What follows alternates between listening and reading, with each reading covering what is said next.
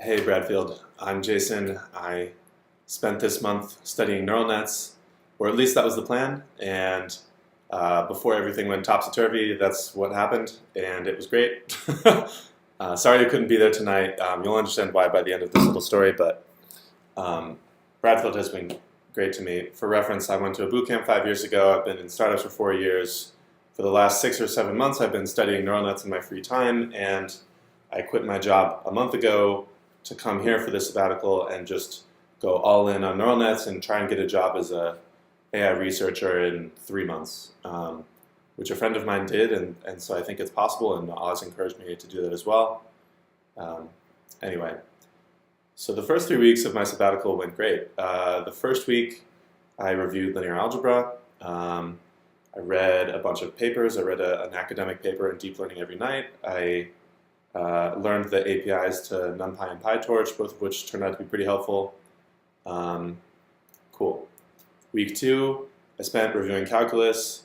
Oz started making fun of me because every week I would touch on a whole semester's worth of material and give it about 2 days of effort, and then move on to the next thing I had to do. I started implementing pieces of neural nets in Python and NumPy, so I implemented a sigmoid function, a softmax function. I implemented word2vec, which is an important paper. Great. So far, so good.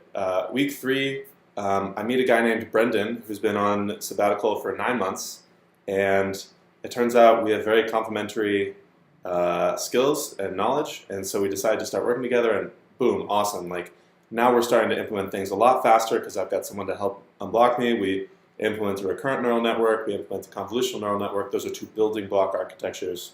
I implement a neural network in just Python. Everything is going awesome. And then a application to YC that Brendan filed about 2 weeks before he met me was accepted for an interview. So boom, everything changed.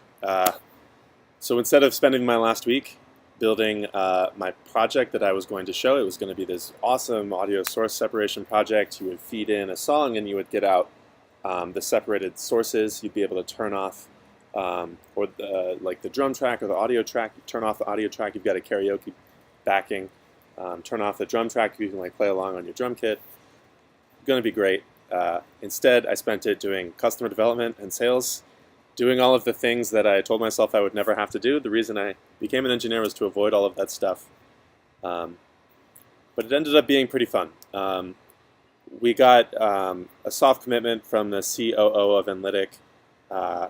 He would pay $100,000 for exactly the tool that we had proposed to build. A researcher at the University of Edinburgh said he would pay $30,000 if he could annotate his data set twice as fast. For reference, the tool that we're building is LabelML. It's a AI-assisted labeling tool for image data sets, at least to start. The reason that this is important is because deep learning is obviously booming right now. That's why I'm studying neural nets. And all these companies are going to live or die by the quality of their labeled data sets. An architecture is only as good as the data on which it is training. And so some tool that could make your data set higher quality because it's easier to make better labels stands to make a big difference for a lot of companies. And it's no one's core competency right now. So Bradfield Sabbatical has been great. I learned a lot of things, some about neural nets, some about startups, which I did not intend. You know, I learned that ideas don't happen in a vacuum. You need to just be talking to people. Customer development involves just reaching out to all of the people that you know or, you know, barely know. The business side of things isn't bad, but I would rather be coding all day. Doing this part-time would be tough, and so like having a place where you can work full-time like Bradfield headquarters is just indispensable. And that's it. Sorry I couldn't be there again. If you want any recommendations for how to study neural nets, I have lots of advice. At a high level, CS231N is the best course, and do the homeworks. Your end goal is to implement 3 academic papers in PyTorch or TensorFlow, any framework really.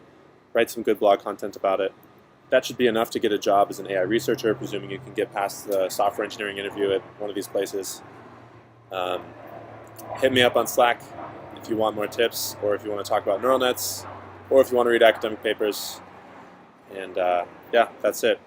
Thanks for listening. Thanks, Oz and Miles. Much appreciated. Sabbatical was a great experience.